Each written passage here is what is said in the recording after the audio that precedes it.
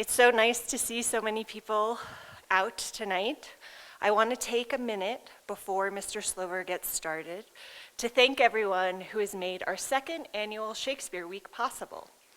Last year, Ms. Chapman suggested that we have a Shakespeare Week to celebrate the 400th anniversary of the first folio, and it was great. It was so successful, we decided to make it a tradition. And this week's events have been wonderful, so I want to thank Ms. Chapman. Tutors have a lot going on this time of year, and we are grateful to you, wherever you are. Thank you. I also want to thank Ms. Olson for the seminar she offered on a Shakespearean sonnet, student events for sponsoring the Elizabethan Market, the Crepe Club, the Korean Club, the Prometheus Club for providing delicious food, and Chrysostomos, and especially M. Kelly, who we are going to miss, for entertaining us with their adaptation of Hamlet. And finally, and this is sort of amazing, a special thanks to Ms. Dorward, who crocheted our very own Shakespeare axolotl, who we have dubbed William. And now I have the honor of presenting William to tonight's speaker as an expression of our thanks. It is my pleasure to welcome Kit Slover.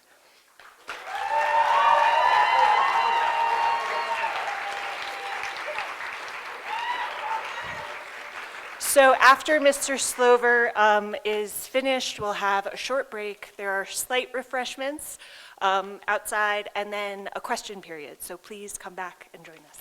Thank you. This is incredible. Thank you. I'm gonna put him right here. If he falls off, it's my fault.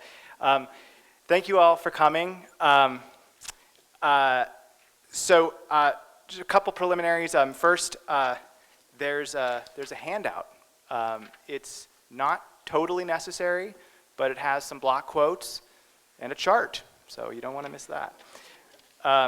Also, I just want to, before getting started, I want to thank students in the Hamlet study group that I ran last semester in anticipation of this talk. That was an incredibly informative experience for writing this. So their insights run all throughout this. So the students, I might miss someone, I apologize, who I want to thank are Madeline Anderson, Jude Broberg, Leo Burdick, Bursa DeBebe, Sveva Dondi, Yuting Fung, Annie Frost, Lou Godfrey, Kestrel Holmes, Marcus Kinney, August McKenzie, Alonia Meyer, Celia Moser, Isabel Olavides, Abigail Petrich, Nico Rasmussen, Coeli Sarti, Jack Schaff, Madeline Taylor Marks, and Konstantin Sorokin. Please give them due credit for anything that happens to be true in this talk, and I'll take the blame for the hysterical hallucinations. Okay, so the talk is called I Know Not Seems, Appearance, Reality, and the Grave of Ophelia in Shakespeare's Hamlet. And we start with quote 1 on the handout. What is he whose grief bears such an emphasis, whose praise of sorrow conjures the wandering stars and makes them stand like wonder-wounded hearers? This is I, Hamlet the Dane. So declares Hamlet, leaping into Ophelia's grave to confront the grieving Laertes. In announcing himself as the Dane, the northern prince claims he is the king of Denmark, as though the grave in particular is his sovereign territory. The grave was dug by a sexton who took up his profession on the very day that young Hamlet was born, which also happens to be the day Hamlet's father, quote, overcame Fortinbras, the king of Norway, seizing his private lands. The ghost of this same father has appeared at the beginning of the play, quote, in the very armor he had on during his duel with Fortinbras. And this apparition has triggered a chain of events resulting in the death of Ophelia, and so in the construction of the grave into which Hamlet leaps. Why is it here, competing for Ophelia's body, in a grave with such uncanny ties to his own birth, the ghost of his father, and the fate of Denmark, that Hamlet asserts his sovereign rights? The purpose of this talk is to answer this question. In asserting this is I, Hamlet the Dane, Hamlet is identifying himself, revealing himself to the funeral goers and telling them who he is. Understanding the meaning of the scene, then, involves grasping what exactly Hamlet is identifying as. And to discern this, I suggest we must appreciate a certain speculative development. In Act 1, Hamlet affirms a traditionally philosophical position. He believes in an indestructible barrier between appearance or seeming and reality or being. But when he confronts the ghost of his father, this core belief comes under threat, causing Hamlet's attitude toward the philosophical divide to progressively erode, until with his leap into Ophelia's grave, he asserts a radically different relation to it. This new relation is given full expression only in the play's final catastrophe, in which I suggest Shakespeare portrays the genuinely metaphysical operation of the theater, namely the making real of appearance. Section 1, the philosophical divide, reality and appearance. We first encounter the Danish court in a state of transition. King Hamlet has perished and his brother Claudius has taken over, marrying old Hamlet's wife, Gertrude. Up to this point, Claudius has allowed a, quote, defeated joy with mirth in funeral and dirge in marriage. But now he imposes the new order. No more grief will be permitted. Claudius's directive has a single detractor. Young Hamlet refuses to relinquish his sadness. Gertrude presses him on this. Since all fathers die, quote, why seems this death so particular with thee? Hamlet replies in anger. He objects not to the content of his mother's question, however, but rather to her choice of verb. Quote 2, seems, madam, nay it is, I know not seems. 'Tis not alone my suits of solemn black, nor windy suspiration of forced breath that can denote me truly. These indeed seem, for they are actions that a man might play, but I have that within which passes show. In this extended speech, which as Hamlet's first deserves significant attention, the prince contends not that his grief is appropriate, but that it is genuine. It is not a performance. While he acknowledges the outward signs of his sadness might be stage costumes, he insists not only that the grief his appearance signifies is real, but also that his inner sadness could never be adequately expressed in an outward display. It passes show. What he insists on most is that a certain distinction be acknowledged between the appearance and the reality of his sorrow. After Claudius and the others depart, Hamlet commits even further to this distinction, cleaving being from seeming all the more decisively. Quote 3, oh, that this too sullied flesh would melt, or that the everlasting had not fixed his canon against self-slaughter. How weary seem to me all the uses of this world. 'Tis an unweeded garden that grows to seed. In this speech, Hamlet expresses his desire to completely withdraw from the material world. The outer is an unweeded garden for which he has no use. It is not only his black garments that fail in the truth, but his very body, his too sullied flesh, is likewise so irredeemably false that he wishes it would melt away. The problem with the outer world, he goes on to explain, is that it is struck through with seeming. The new marriage proves Gertrude's Niobean tears for her former husband were mere seemings, and the constant presence of seeming has caused Hamlet to reject the outer altogether, craving wholesale retreat to the inner. Inner and outer, being and seeming, reality and appearance. Hamlet begins the play in a state of obsession over these contraries. He recognizes an absolute distinction between the two sides and identifies wholly with the former terms, rejecting outer appearance, which merely seems, and affirming inner reality, which genuinely is. Indeed, his most urgent critique of the new court is that its easy substitution of the new king for the true king effaces this all-important divide between appearance and reality. Communicating this critique, Hamlet forces his mother to confront portraits of her past and present husbands. Hamlet contends that his father, who possessed Hyperion's curls and the front of Jove, was the form upon which, quote, every god did set his seal. Not just some man, in other words, but rather, quote, the very assurance of man himself, the standard to which all other instances must conform.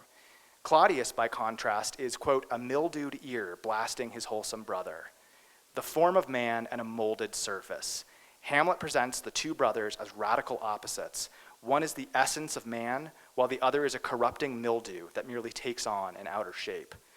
In exchanging her prior husband for her current one, then, Gertrude has exchanged the real for the apparent. Now, the performative contradiction at work in these passages should not be lost on us. This is, after all, the theater. Contrary to his own insistence, Hamlet's suits of solemn black really are costumes, and his windy suspirations are actions that a man not only might play, but that the actor uttering the lines really is playing.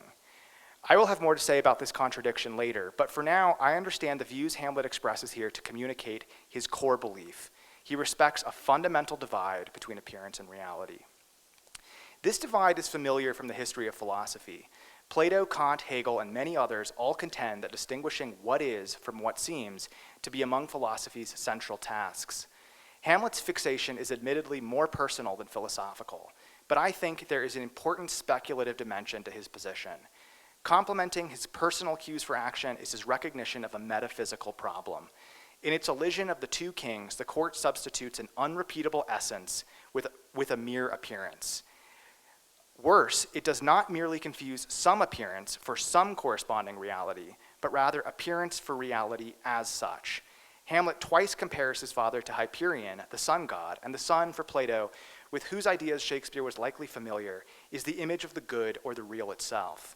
Thus, by treating the true king, the sun, the essence with no likeness, to be exchangeable with an imitation, the court ignores the philosophical divide altogether. Much of Hamlet's early distress, I suggest, has its roots in the court's failure to recognize the all-important philosophical division. Hamlet respects a structure, a condition, and a logic of both reality and appearance, all of which are consistent with the Protestant education he has presumably received in Wittenberg, the home of Martin Luther.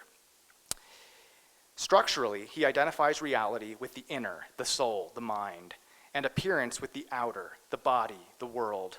As such, the condition of reality is that it remain unseen. It passes show and has no likeness. Conversely, the condition of appearance is that it be seen. It is associated with fashion, cosmetics, and calligraphy. Appearances must appear, and to do that, they must appear to someone who sees, like a watchman. Further, the logic of reality is stable identity, while the logic of appearance is disordered relation. The outer world is an unweeded garden because its various conceptual kinds have overgrown their beds, contaminating one another. The term uncle has exceeded its plot of soil to join with father. Mother has merged with aunt. In what follows, I will track Hamlet's evolving attitude toward the philosophical divide along these lines of structure, condition, and logic. This path through the play will often bypass some of the more recognizable dramatic landmarks to dwell instead on apparently marginal details. For instance, you'll hear more about mirrors than about vengeance. My aim is not to deny the importance of Hamlet's familiar arc, but rather to trace a deeper line of action that plays beneath it. If a play can be compared to a symphony of narrative threads, I hope to sketch something like the bass line. Section 2, an inner that seems, the problem of the ghost. Shakespeare begins to undermine the philosophical divide immediately after Hamlet articulates it. Addressing Horatio, Hamlet claims of his father that, quote, "He was a man, take him for all in all. I shall not look upon his like again." Horatio responds, "My lord, I think I saw him yesternight, a figure like your father." This quick exchange contains the first minor challenge to Hamlet's position. Hamlet describes his father again as an essence without image, and in response, Horatio advances a counterexample. "I have seen his likeness." In the following scenes, Hamlet encounters the likeness himself, and in this section, I will argue that this encounter constitutes a radical threat to the philosophical divide between appearance and reality. The ghost poses this threat in two ways, both by what it does and by what it is. To understand the deeds of the ghost, we must first attempt to understand what it is doing in the play. Why exactly does it haunt Denmark? Given the directive he ultimately delivers, it is natural to assume that old Hamlet has returned to Elsinore in order to exhort his son to vengeance. But in fact, he never makes this claim. Instead, he says that since he has died, quote, in the blossoms of his sin, he is, quote, doomed for a certain term to walk the night. Old Hamlet has not returned to deliver a command, but to do penance. What exactly is he doing penance for? This is never made explicit, but Shakespeare gives us the clues to piece it together, I think. Doing so requires a review of the international relations of Denmark and Norway. We first learn of the king of Norway, Fortinbras, and his son of the same name from Horatio, who explains that the former King Hamlet killed Fortinbras in a duel and seized his private lands. According to Horatio, this acquisition was, quote, well ratified by law and heraldry. Claudius later confirms that the lands belonged to Denmark, quote, by all bands of law.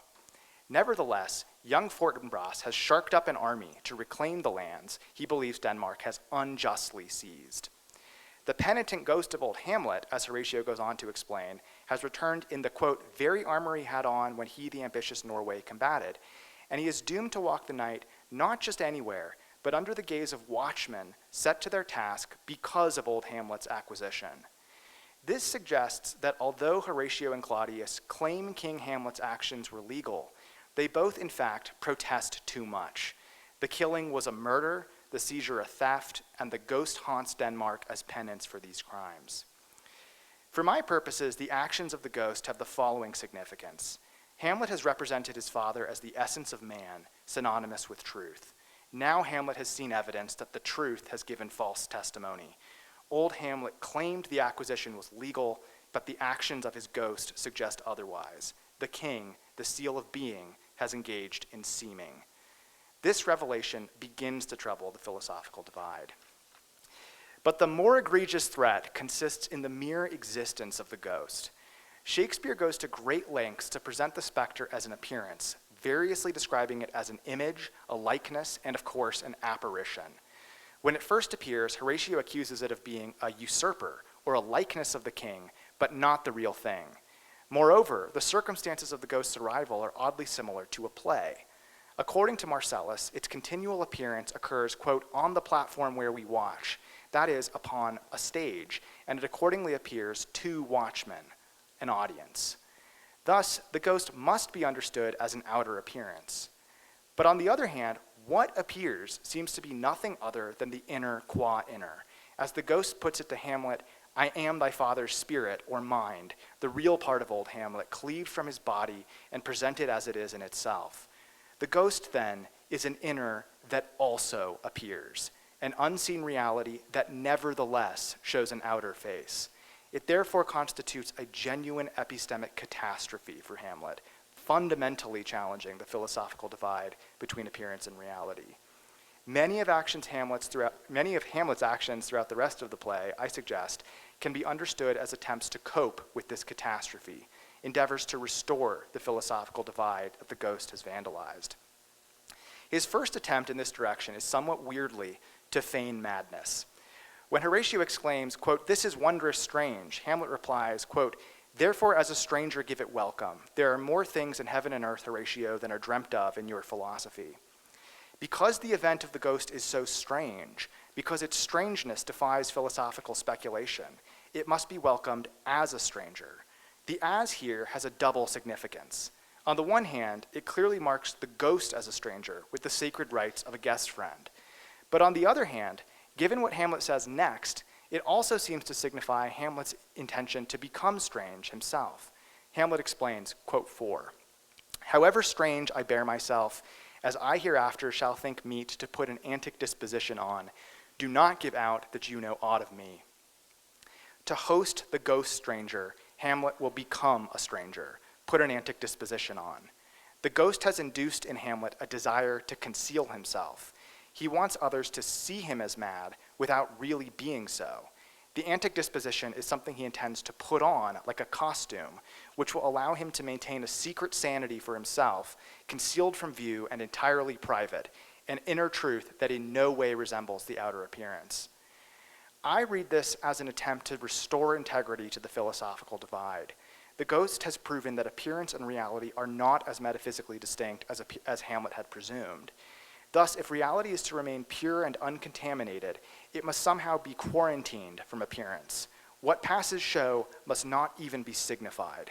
It must be concealed beneath a protective layer of false seeming.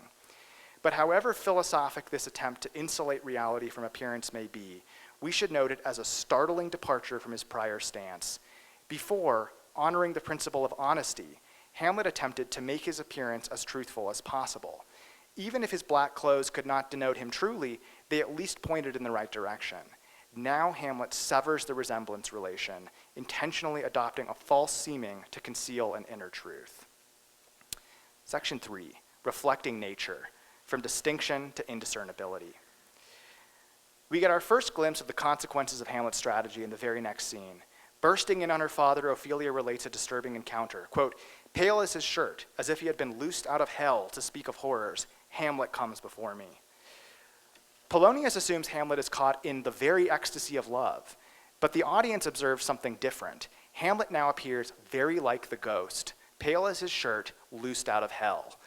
He had intended the antic disposition to repel the threat of the ghost, projecting a false appearance to preserve an inner truth. But this has, for some reason, likened him to the very specter he fights off. Why? What is the feigned madness doing to Hamlet? And what exactly does he understand madness to be? This section will address these questions. While Hamlet feigns the antic disposition to preserve the philosophic divide, I will claim it ultimately has the opposite effect, spawning a reflective zone of indiscernibility between appearance and reality. The most evident feature of Hamlet's madness is that it is a performance, an act, and its intended audience is the surveillance-obsessed court. We may gain insight into the nature of the performance then by first considering how Hamlet presents himself to the spies who study him, beginning with Rosencrantz and Guildenstern, Hamlet's former friends who have been summoned to Elsinore specifically to watch him. Hamlet's encounter with these friends proceeds awkwardly. He immediately perceives their intentions, and while pushing for a confession, makes some provocative claims. He first asserts that, quote, "there is nothing either good or bad, but thinking makes it so," close quote, and goes on to note that he could be happily, quote, "bounded in a nutshell, were it not that he has bad dreams." The first claim, that thinking makes things good or bad, implies that the world is whatever it seems to be to each beholder. And if a nutshell can be compared to a human skull, the following line echoes Hamlet's prior wish to withdraw into the mind, while expressing a new worry that retreat may be impossible. Dreams might penetrate even the confines of the shell. For Hamlet, performing madness means contending, one, that the world is for each beholder whatever it seems to be, and two, that appearance may penetrate even the mind. Feigning madness, in other words, means asserting that there is no meaningful distinction between appearance and reality.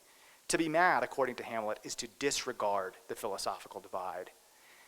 Now, although this disregard is initially pretense, we may observe the performance begin to change Hamlet at the start of the next act.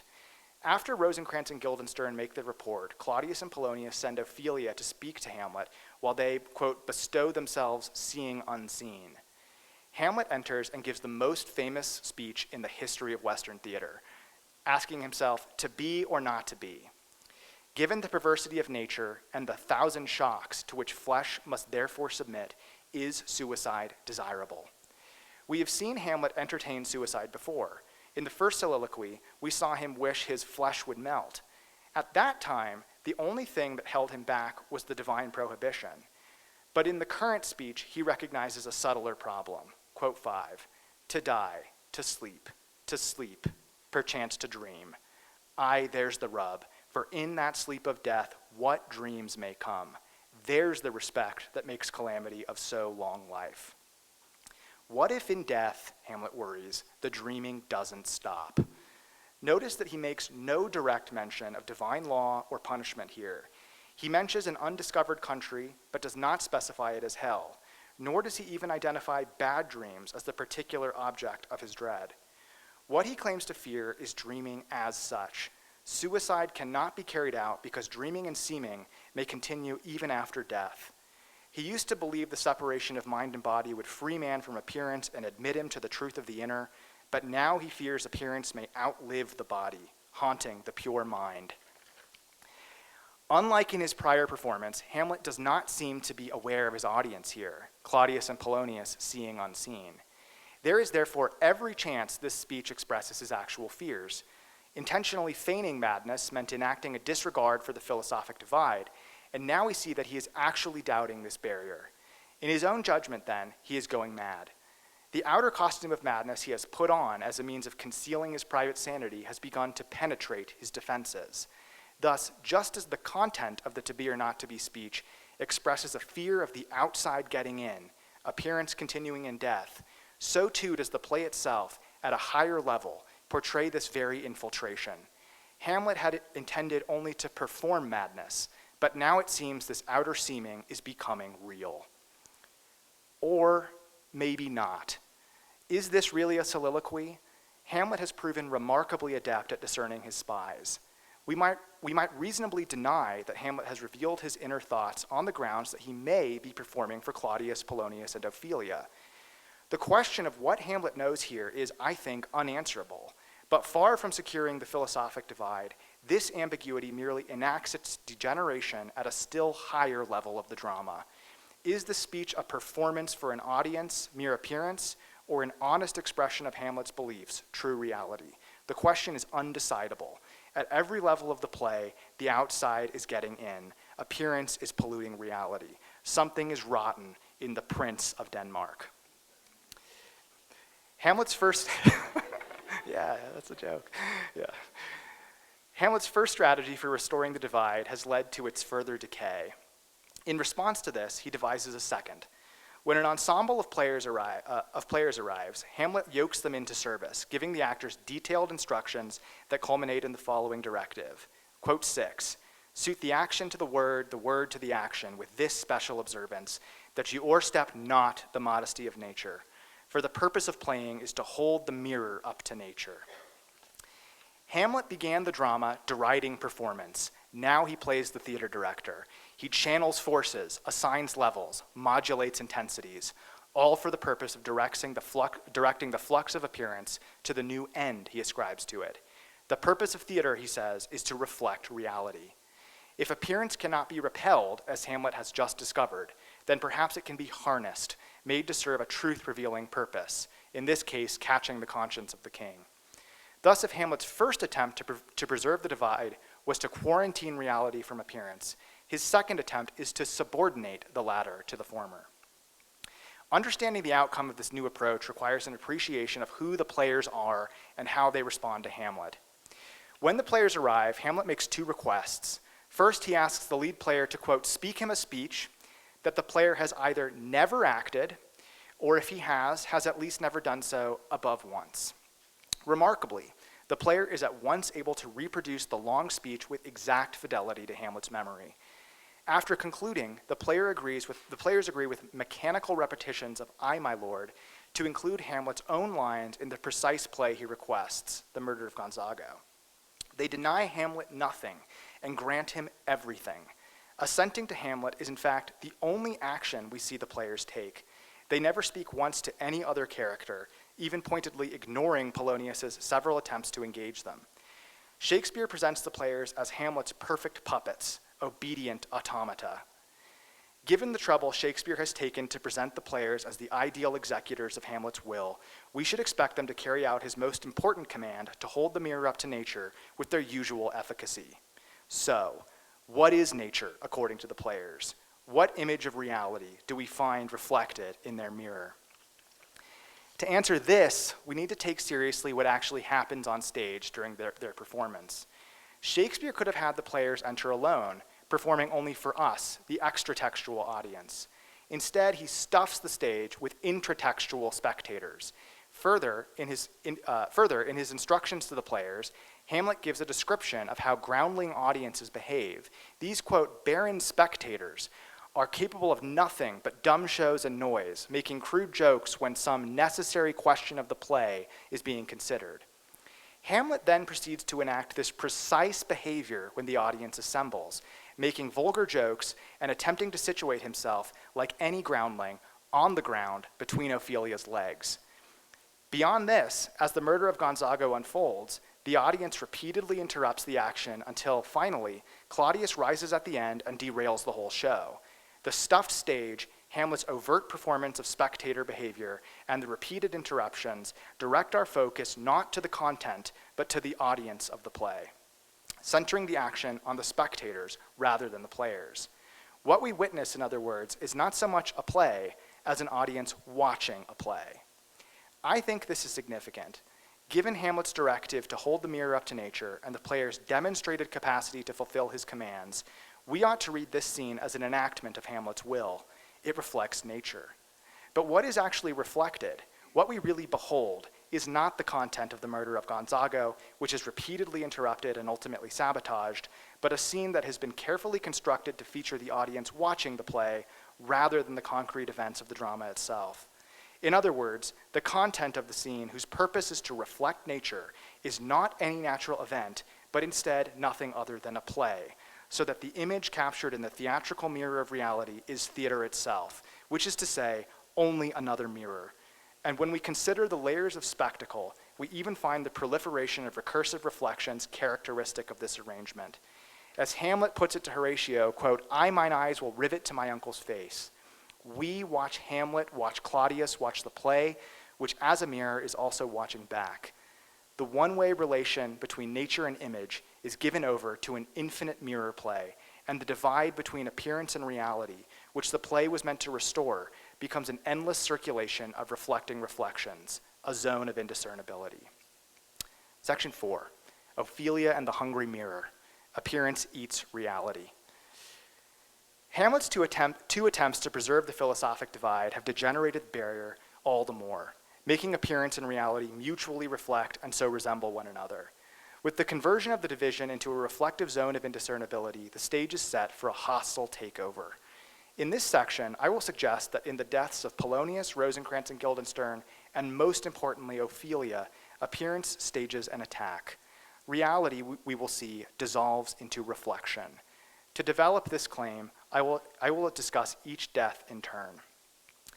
The first death occurs when Gertrude summons Hamlet to her closet and the unlucky Polonius elects to observe secretly from behind a tapestry. Hamlet and Gertrude argue. Hamlet tells Gertrude he will not leave till he sets her up a glass where she may see the inmost part of herself. Mistakenly believing Hamlet to mean her physical inmost parts, Gertrude cries, "What wilt thou do? Thou wilt not murder me? Help, ho!" Polonius stirs. "What ho, help?" Hamlet reacts. "How now, a rat, dead for a ducat, dead," and stabs him through the arras. Gertrude, horrified, "What hast thou done?" Hamlet, "Nay, I know not. Is it the king?" After agonizing for 3 acts about whether to kill Claudius, Hamlet suddenly murders with a brutal lack of thought. What can we make of this strange and abrupt killing? First, we may observe that Polonius' death is the consequence not of deliberate choice, but of a rapid series of misunderstandings, or seemings. Gertrude, misinterpreting inmost part to denote her internal organs, cries out in fear. Polonius, without waiting for Hamlet's explanation, rushes forward. And Hamlet, mistaking Polonius for Claudius, stabs him through the arras. In this way, Shakespeare ambiguates the agent of Polonius' death. Not Hamlet as Hamlet, but Hamlet as the final term in a series of false seemings accomplishes the murder. As the prince himself puts it later, not Hamlet as Hamlet, but Hamlet from himself taken away, kills Polonius. Second, this entire episode is constructed as a clear repetition of the play within the play. The end of theater was to hold the mirror up to nature so as to reveal to it its inner reality. Now Hamlet himself wants to, quote, set his mother up a glass so that she may see her inmost part. He wants to do to Gertrude what theater does to nature, and he even has an audience in the person of Polonius, who believes Hamlet should be observed by, quote, more audience than a mother. Thus, in this scene, Shakespeare identifies Hamlet not with the theater director, as he did before, or even with the players, but with the spectacle itself. For it is not the theater makers, but theater that is supposed to hold up the mirror. A series of seemings, a theatrical spectacle. Polonius is killed, it seems, by appearance itself.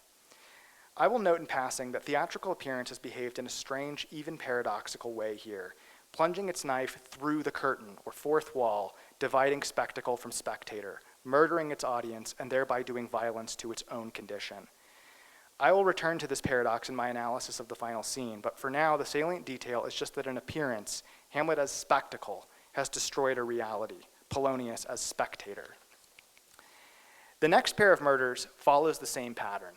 Hamlet kills Rosencrantz and Guildenstern by intercepting a murderous letter Claudius asked the courtiers to deliver to the King of England, replacing it with a new one composed in a fair handwriting style, which he, quote, once did hold as a baseness to write, ordering England to kill its bearers. Hamlet seals the letter with his father's signet ring. Just as in the prior killing, Shakespeare presents the deaths as the final term in a series of false seemings, and the murders once again involve the embodiment of spectacle. Hamlet clothes his identity in an ornate handwriting style, and through the signet ring likens himself to his father, Hamlet the Dane, whom he used to say had no likeness. Once again, Hamlet as spectacle brings about the deaths of the principal spies or spectators to whom he appears. In all 3 murders, we see appearance assailing reality, invading, infecting, taking over. This process, I suggest, reaches its climax in the death of Ophelia. After Polonius dies, Ophelia begins behaving strangely. Quote 7. She speaks things in doubt. Her speech is nothing, yet the unshaped use of it doth move the hearers to collection. They aim at it and botch the words up fit to their own thoughts. According to the description, the principal symptom of Ophelia's condition is not simply that her words have lost sense, but rather that she speaks in a way that permits each hearer to fit her words to his own thoughts. All hear something intelligible in her speech, but each hears something different, whatever accords with his own ideas. In short, Ophelia's speech is whatever it seems to be to anyone who hears it. Several lines later, Ophelia begins to sing. The display, while disturbing, inspires Claudius to address her as pretty lady and pretty Ophelia. She then proceeds to offer flowers to everyone on stage. Quote, there's rosemary, there's pansies, rue for you and some for me. She presents something different and beautiful to each observer. As Claudius puts it, in losing her, quote, fair judgment, she has become, quote, a picture. These symptoms conclude in Ophelia's tragic death. Gertrude explains, quote 8, there is a willow grows ascant the brook that shows his hoary leaves in the glassy stream. There an envious sliver broke, and down she fell in the weeping brook. Her clothes spread wide, and mermaid-like a while they bore her up, till heavy with their drink they pulled the poor wretch to muddy death. The brook in which Ophelia drowns is first established as a glassy surface in which the willow shows his hoary leaves. The brook, in other words, is a mirror. After she slips, Ophelia floats along the surface of this mirror, her clothes spread wide and mermaid-like. So suspended, Ophelia is a reflection. Finally, the very clothes that spread her across the stream, converting her into a beautiful reflection without depth, ultimately swallow her whole. In this carefully constructed death, Shakespeare makes Ophelia plunge into the mirror and merge with her own reflection, floating mermaid-like as pure image until she is entirely devoured. Ophelia dissolves into seeming. The reflected tumbles into reflection. Appearance swallows reality. Hamlet in his murders embodies spectacle momentarily, but Ophelia carries this process to its final conclusion. Her words are whatever they seem to be to each hearer. She presents each observer with a unique, beautiful image, and she herself, the real embodied Ophelia, meets her end by dissolving into her own reflection. No longer even a zone of indiscernibility, the philosophic divide has at this point collapsed. Section 5, Beyond Tragic, Hamlet's Leap and the Semantic Dead Zone. The prior sections of this talk have traced the breakdown of the philosophic divide, culminating in the analysis of Ophelia's death. The purpose of tracing this development was to gather resources for interpreting Hamlet's leap into Ophelia's grave. In this section, I will attempt to grasp the significance of this act, arguing that in his self-declaration, "This is I, Hamlet the Dane," the prince recognizes himself as the cause of the very metaphysical collapse he has spent the entire play attempting to prevent. Let us turn again to Hamlet's leap into the grave. Here is the scene. Gertrude, Claudius, Laertes, and a priest enter with Ophelia's body and lower her into the earth. Laertes, distraught, vaults into the grave. Quote, "Now pile your dust upon the quick and dead." Hamlet steps forward. What is he whose grief bears such an emphasis? And leaps into the pit. "This is I, Hamlet the Dane." How should we hear this cry now after the foregoing study of Hamlet's character? The first thing to note is that Hamlet's claim is false. Hamlet is not the Dane, rightfully or otherwise. Denmark's is an elective monarchy, and Claudius won the recent election. Even if Hamlet believes he should have won, though it is not clear he was even in the running, it is simply not true that Hamlet is the king of Denmark. The only person of whom the claim would have been true is Hamlet's father, who alone was both Hamlet and the Dane. Thus, in this decisive moment of self-declaration, Hamlet not only speaks falsely, but in doing so, impersonates his father. In his leap, Hamlet is an actor. He puts on his father as a theatrical role. And if Hamlet is performing, then that makes the grave his stage. This stage, the grave, is a source of deep fascination for him, allowing him to gather a nexus of ideas he has toyed with throughout the whole play. In Act 2, Hamlet contended that man, despite his, quote, noble reason, was the quintessence not of mind, but of dust. And as quintessentially dust, Hamlet went on to suggest, human beings are caught in such a tumult of becoming that there are no real distinctions to be made among individuals. A king may go a progress through the guts of a beggar, when the beggar eats a fish that was caught with a worm that itself consumed a dead king. This thought of man as dust reaches its climax in Hamlet's conception of the grave.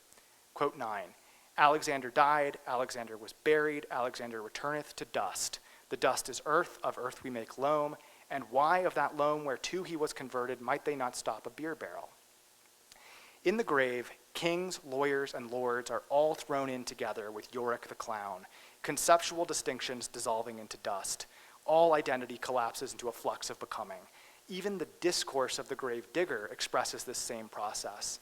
The sexton's, quote, equivocation, Hamlet says, is liable to undo his speech, carrying off Hamlet's every word in a stream of prevarication that comically unmakes and remakes it. In the presence of the grave, everything becomes, nothing remains, not even language. In claiming the grave as his stage, then, Hamlet plunges into this flux. Beyond this, and most importantly, in declaring himself within her grave, Hamlet seems to claim ownership of Ophelia's death, assigning it to himself as his responsibility. It is not a coincidence, he asserts, that he was born on the day of Ophelia's gravemaker first began to dig. Her death, he contends, is a consequence of his birth.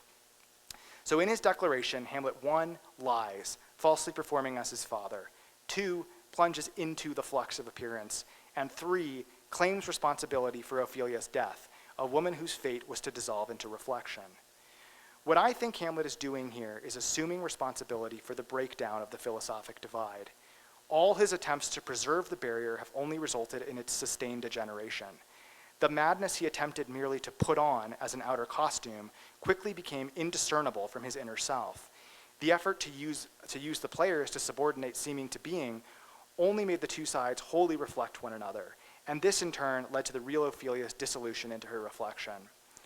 Then when Hamlet says, "This is I, Hamlet the Dane," he means that he is responsible for this ultimate catastrophe, claiming ownership not merely for the inner intention of his action, but also for the totality of its outer consequences.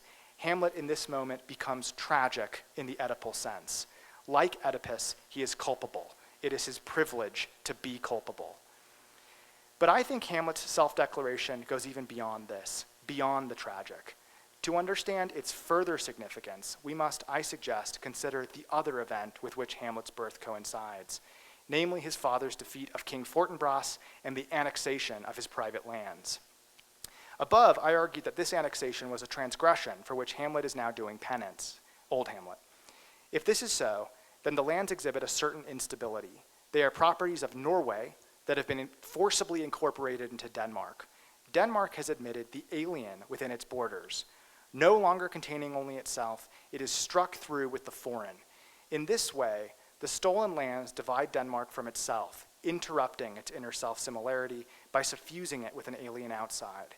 Denmark is now at once Denmark and non-Denmark, a political zone of indiscernibility. We have seen that Hamlet's self-assertion lays claim to the first coincidence of his birth, assuming responsibility for Ophelia's disintegration. Could it also lay claim to the second? It is no coincidence, Hamlet seems to contend, that this split entered Denmark on the day of his birth. He is the split. This interpretation of Denmark's fractured concept casts the truth condition of Hamlet's claim to sovereignty in a new light. Hamlet has claimed to be the Dane of Denmark, and at the level of its content, his statement is false. But according to the foregoing analysis, Denmark itself is false. It is a Denmark divided from itself, a Denmark that is also a non-Denmark. Since the sovereign is supposed to be the incarnation of the state, the abstract universal made concrete, which is why the terms England, Norway, and Denmark name both king and kingdom. It follows that the condition of the true sovereign should reflect the condition of his state. Only an internally fractured monarch could be the true king of an internally fractured kingdom, and only a false declaration of sovereignty could truthfully claim rights over a state that is false itself. In this latter sense, Hamlet's self-declaration is not simply false. It is both false and true. True because it is false. By claiming he is the Dane of Denmark, Hamlet speaks falsely, but in doing so, he truthfully lays claim to the false state.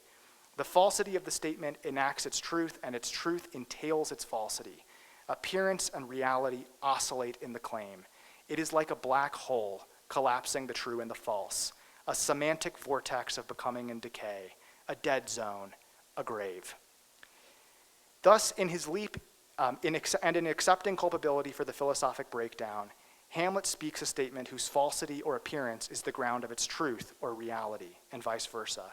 And in uttering this statement, not just as any sentence, but as his most defiant articulation of self-consciousness, Hamlet internalizes the alethic fracture as what he essentially is. He is not merely responsible for the catastrophe, he is identified with it. This is apperception turned inside out, or more properly, outside in.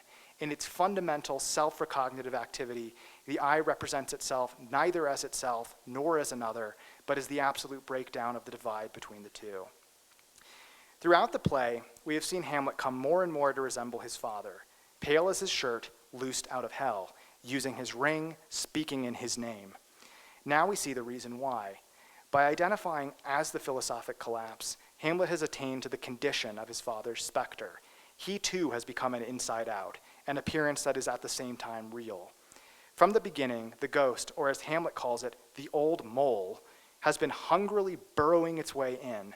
And in this inverse articulation of self-consciousness, Hamlet finally speaks as this ghost, because at this point, the specter rodent has penetrated his defenses, usurped his speech, and possessed him.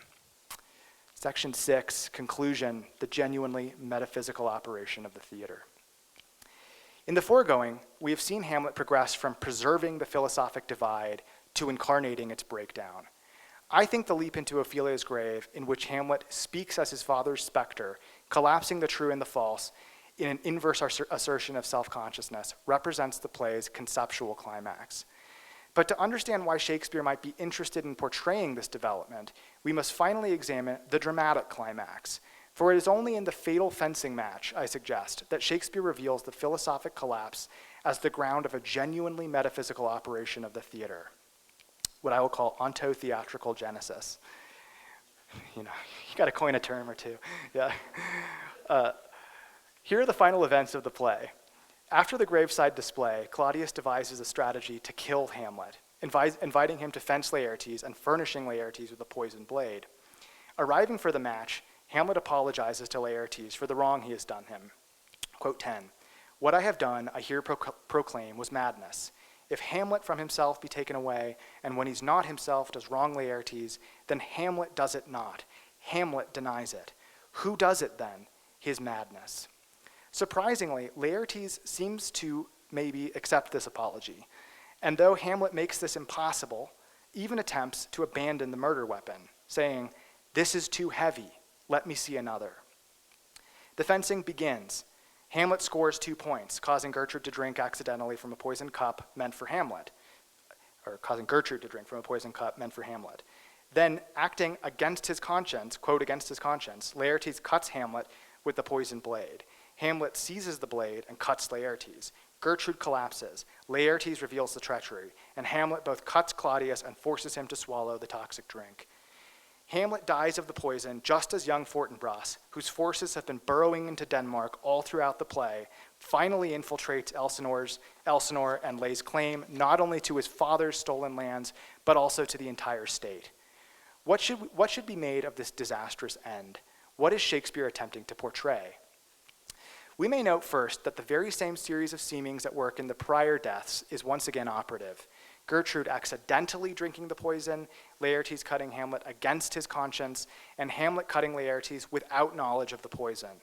But in this case, we observe Hamlet seizing hold of this stream and directing it to his own intended destination. So that although Claudius is killed, quote, by a poison tempered by himself, and therefore, like the others, by the series of seemings, Hamlet himself, in full consciousness and without disguise, directs and actualizes this series. Since Hamlet has, above, identified the series of seemings with his madness, Hamlet from himself taken away, what we see in the end is Hamlet owning his madness and encouraging its most extreme operation. Thus, Hamlet begins the match by disavowing his antic disposition, declaring that Hamlet, while mad, was never Hamlet, which is to say the mere outer appearance of Hamlet rather than the inner reality, but he ends it by consciously seizing hold of this appearance and driving it to its most intensive expression. Second, and perhaps more importantly, the fencing match, as a spectator sport, is a performance for an audience, and it even takes place upon a stage. The activity of fencing is called playing, and the text explicitly refers to the match as a play no fewer than 8 times. Shakespeare has elected to conclude his drama with yet another play within a play. In the theatrical fencing match, then, we see once again, and in the most spectacular manner, appearance exceeding its limits and committing murder. What begins as a well-contained stage play, maintaining the distinction between spectacle and spectator, quickly bursts its boundaries, overruns the stage, and annihilates its audience. Why does Shakespeare conclude his own drama with the possibly threatening image of a play murdering its audience? I have argued that one of the core speculative themes in Hamlet is the divide between appearance and reality. This divide, as already indicated, is of significant interest to almost all philosophers. But whereas ancient thinkers like Plato argued for an irreducible distinction between appearance and reality, so that the real persisted itself by itself without any ontological debt to appearance, modern philosophers have posited increasingly dynamic and mutually constitutive relations between these two. One very simple way to understand Kant, for example, is that he is a conceptual realist who, like Plato, believes the real being of the objective world to consist in the concepts by which it is represented, but who, unlike Plato, believes those concepts originate not in a metaphysical firmament, but in us, the representing subjects.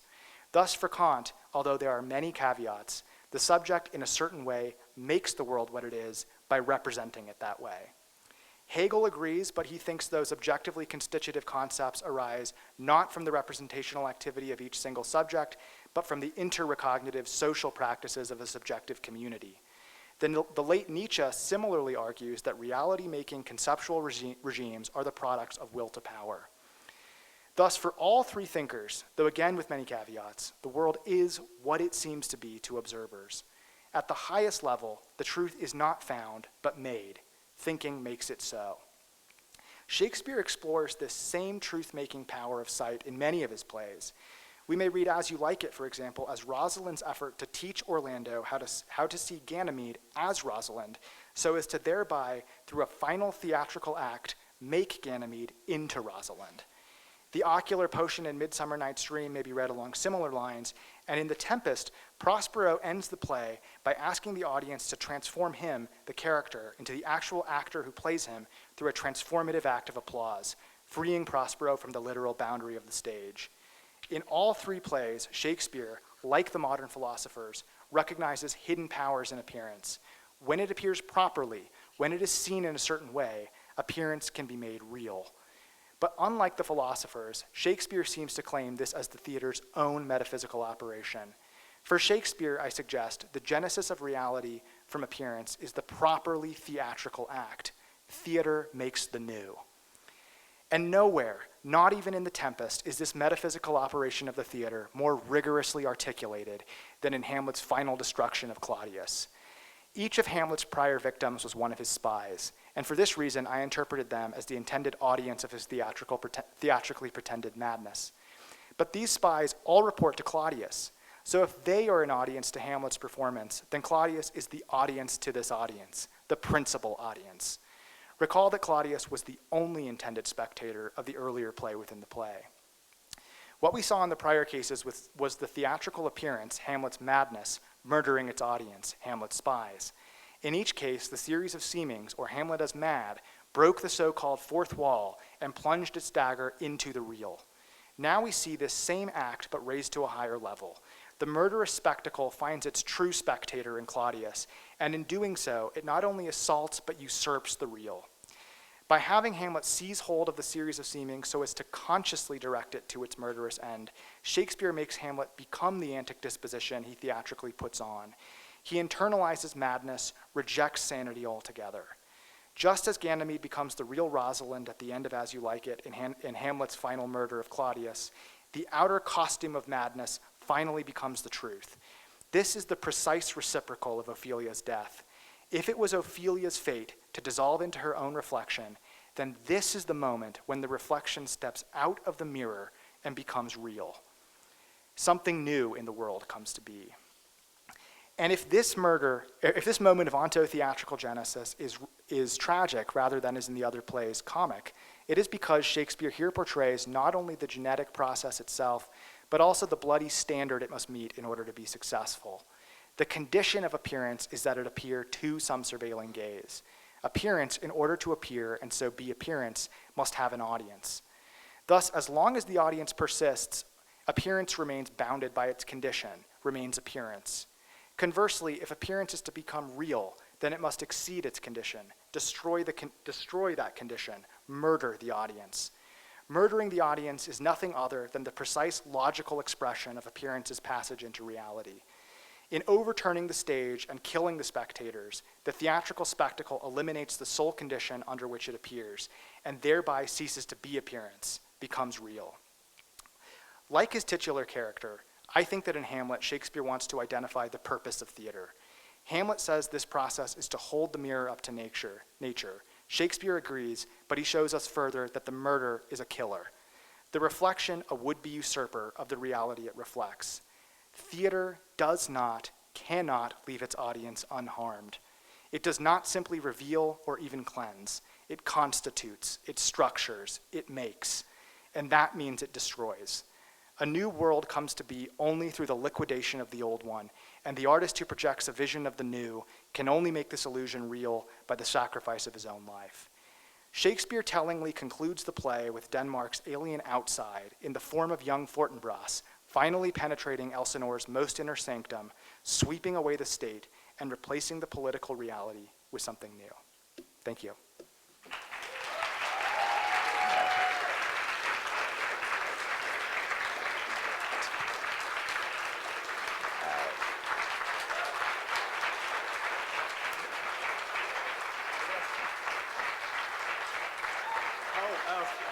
Thank you.